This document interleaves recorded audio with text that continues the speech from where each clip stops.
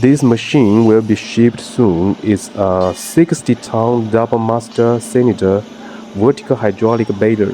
Package size 1100 by 700 by 900 millimeters. Motor power 11 kilowatt. Button control, automatic package pushing, side door opening. The height of the whole machine is 3.4 meters. It is suitable for packing waste paper, plastic bottles, films, woven bags, cans. The waste paper bale weighs about 2 to 300 kilograms. The cans bale weighs about 200 kilograms.